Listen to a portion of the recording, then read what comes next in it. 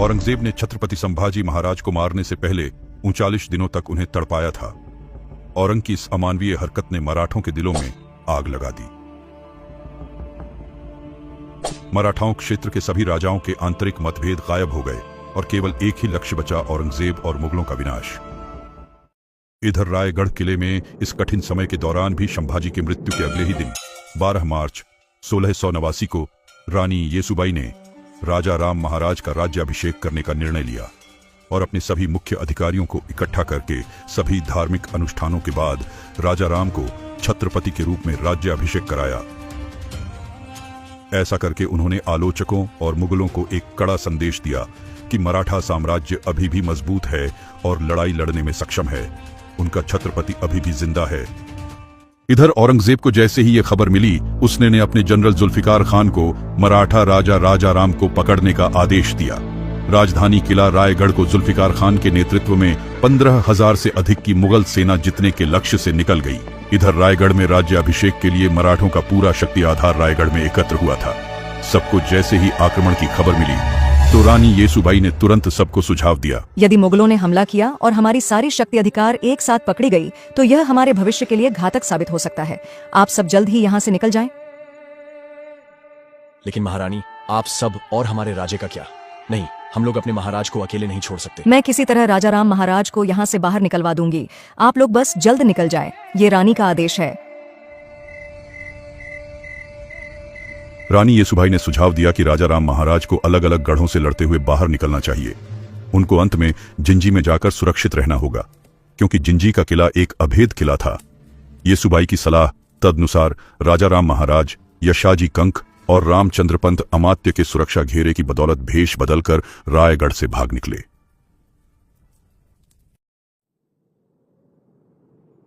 उस सुअर के बच्चे ने हमारे महाराज के टुकड़े टुकड़े कर दिए और हम लोग कुछ नहीं कर रहे हैं। इतिहास हम पर थूकेगा धनाजी। आप और आपका कुल महान है संताजी। आपको मैं शीश झुकाता हूँ। आपके पिता मल्होजी भी वीर गति को प्राप्त हो गए उस संगमेश्वर के युद्ध में, लेकिन आप उनको भूलकर सिर्फ अपने महाराज और अपने मराठा के लिए सोच रहे हैं। अब आप जो बोलोगे वही होगा। फिर क्या होना था? अब ऐसी आग लगने वाली थी कि औरंगजेब की नींद उड़ने वाली थी।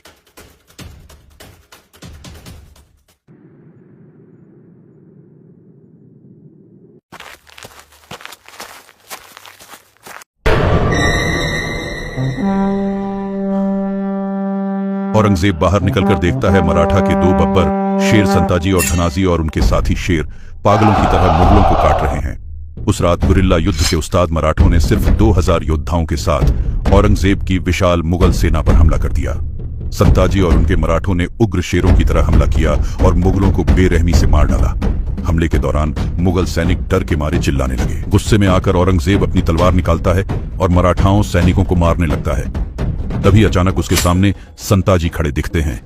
बिल्कुल गुस्से में लाल संताजी का चेहरा मुगलों के खून से लथपथ। उस समय औरंग भी गुस्से में था। दोनों एक दूसरे की तरफ युद्ध करने के लिए बढ़ते हैं। संताजी के एक तलवार की वार से औरंग वहीं गिर जाता है। जैसे ही संताजी उसको मारने वाले होते हैं, अचानक मुगल सैनिकों की ढेर संताजी को उलझा देती है। मौके का फायदा उठाकर औरंगजेब अपनी जान बचाकर भाग जाता है। मराठों ने एक के बाद एक मुगल लाशों का ढेर लगा दिया। मराठों ने औरंगजेब के सारे निजी तंबू में भी आग लगा दी। उस दिन उसके साम्राज्य का गौरव चकनाचूर हो गया और उसे हमेशा के लिए कायर करार दे दिया गया। एक प्रतीकात्मक जीत के रूप में मराठों ने औरंगजेब के तंबू से 2 सुनहरे शिखर उठाए और उन्हें सिंहगढ़ किले के ऊपर रख दिया। अगली सुबह जब औरंगजेब ने युद्ध के मैदान को मुगल लाशों से अटा पड़ा देखा तो वह अविश्वास में बुदबुदाया, या अल्लाह, ये मराठे किस मिट्टी के बने हैं? वे ना थकते हैं, ना झुकते हैं, ना पीछे हटते हैं। क्या हम उन्हें नष्ट करने की कोशिश करते हुए कहीं खुद ना नष्ट हो जाएं? औरंगजेब इस अपमान से कभी उभर नहीं पाया। इधर मुगल कमांडर जुल्फिकार खान ने रायगढ़ किले पर कब्जा कर लिया, लेकिन राजाराम वहां से जब तक तो निकल चुके थे। लेकिन मुगलों ने संभाजी राजे की 2 माताओं, उनकी मां येसुबाई और दादी छत्रपति शिवाजी महाराज की पत्नी सकवरबाई के साथ उनके पुत्र शाहूजी को बंदी बना लिया। जुल्फिकार खान तुरंत सभी कैदी को औरंगजेब के पास ले गया। जैसे ही ये खबर संताजी को मिली, उन्होंने रायगढ़ किले पर हमला किया। मराठों ने जुल्फिकार खान की सेना को काटकर रायगढ़ किले पर भी कत्लेआम मचा दिया और मुगलों का बेशकीमती खजाना, घोड़े और 5 हाथी अपने साथ पकड़कर पन्हाला लेकर आए। इस तरह कई गोरिल्ला योद्धाओं ने मुगल सेना का मनोबल तोड़कर रख दिया। क्योंकि मराठों को जब भी मौके मिलता वो मुगल सेना को चीर के रख देते। अब बारी मुकर्रम खान की थी, जिसने छत्रपति संभाजी महाराज को छल और धोखे से कैद किया था। औरंगजेब ने 50,000 रुपए इनाम देते हुए मुकर्रम खान को महाराष्ट्र के कोल्हापुर और कोकण प्रांत का सूबेदार नियुक्त कर दिया था।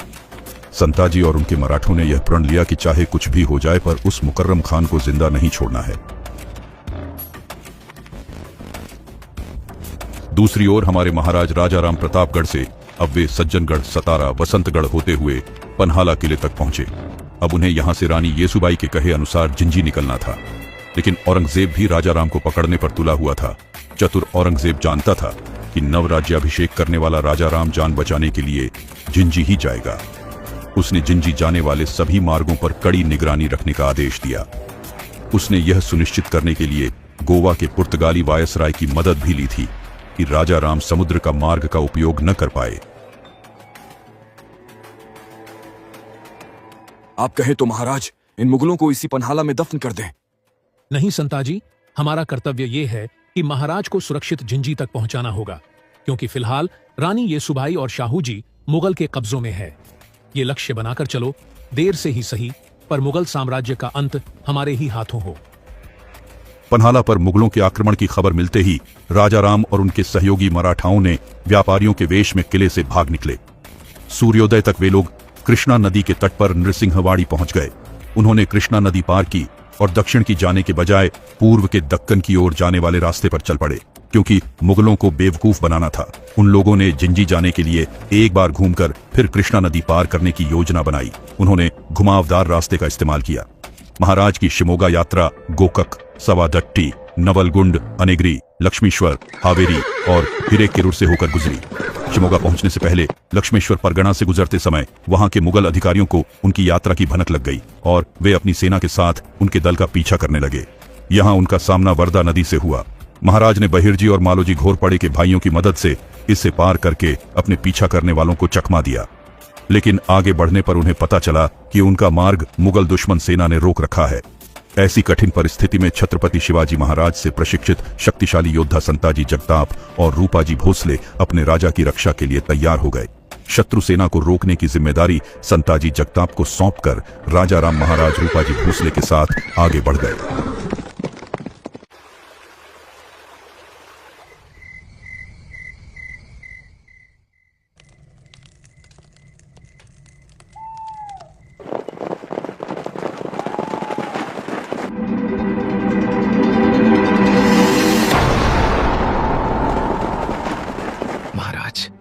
भारी मुगल सेना हमारी ओर तेजी से बढ़ रही है। राजाराम महाराज तेजी से उठते हैं, चारों ओर देखते हैं। पास खड़े सेनानायक चिंतित हो उठते हैं। तभी घोड़ों की टापों की आवाज और तेज हो जाती है। महाराज, हमें तुरंत निकलना होगा। मुगल सेना हमें चारों तरफ से घेर रही है। इससे पहले कि मराठा सैनिक कुछ कर पाते, अब्दुल्ला खान की विशाल सेना चारों दिशाओं से हमला कर देती है।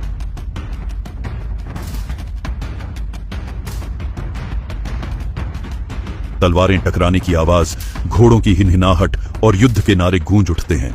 मराठा सैनिक बहादुरी से मुकाबला करते हैं, लेकिन संख्या में कम होने के कारण कई वीर गति को प्राप्त होते हैं। राजाराम को जिंदा या मुर्दा पकड़ो, किसी भी हालत में भागने न पाए। मराठा योद्धा अंतिम सांस तक लड़ते हैं और आखिरकार अब्दुल्ला खान की सेना सभी मराठा सेना को बंदी बना लेता है और फिर उन्हें बीजापुर किले में ले जाया जाता है।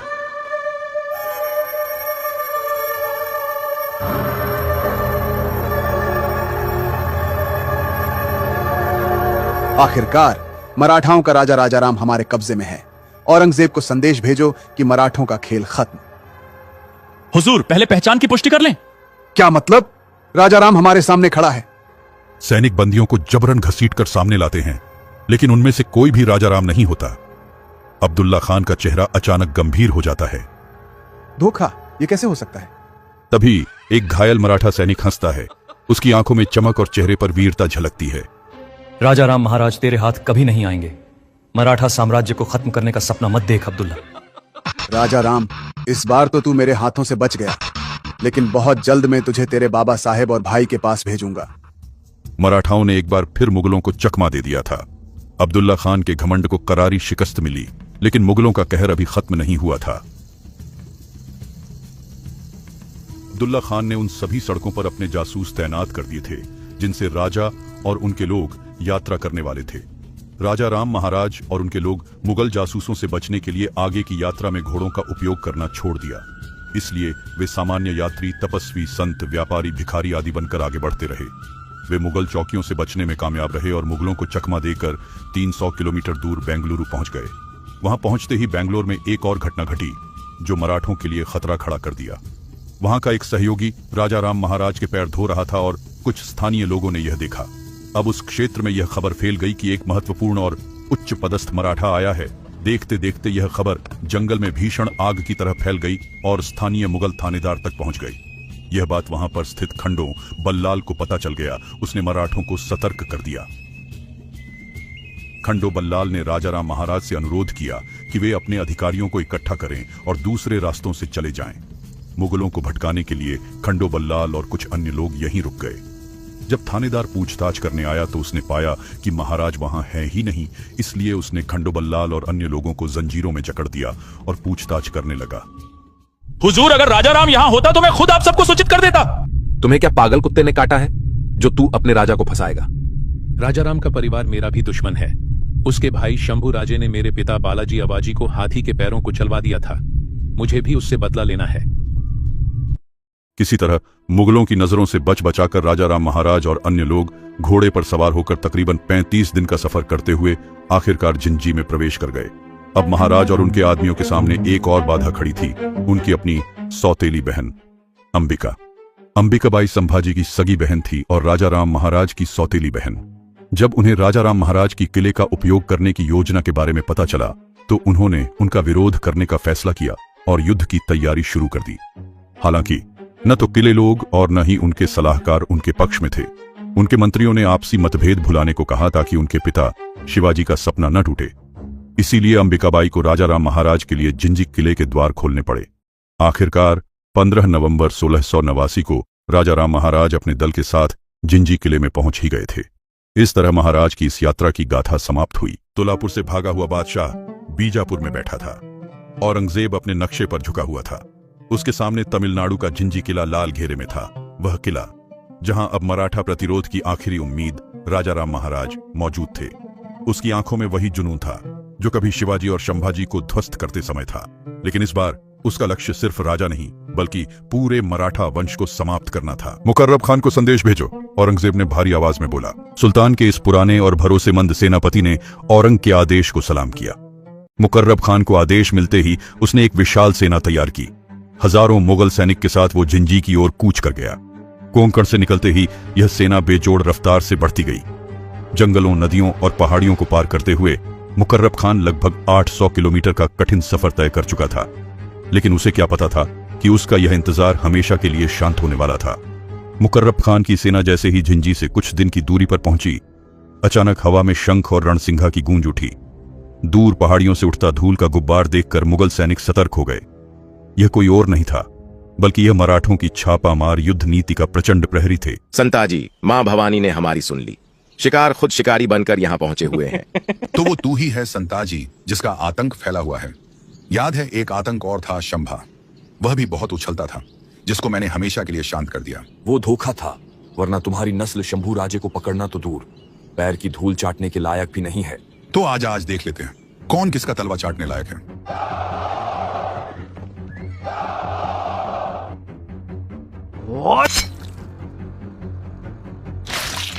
दिसंबर 1689 के अंत में मराठा सेना ने मुकर्रब खान की विशाल सेना को गाजर मूली की तरह काटकर तबाही मचा दी।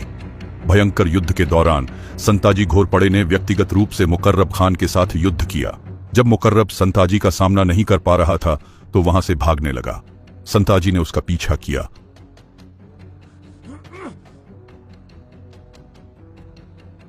मुकर्रब खान, तुझे मैं मृत्यु के घाट नहीं उतारूंगा। जिस तरीके से तुमने हमारे महाराज को 40 दिन तड़पाया था, उसी दर्द को आज तू महसूस करेगा।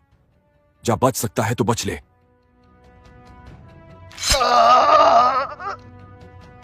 मुकर्रब खान के घाव इतने गंभीर थे कि उसके बचे हुए सैनिक उसको उपचार के लिए ले जाने लगे। लेकिन मुकर्रब खान की वही दर्दनाक मौत हो गई। मुकर्रब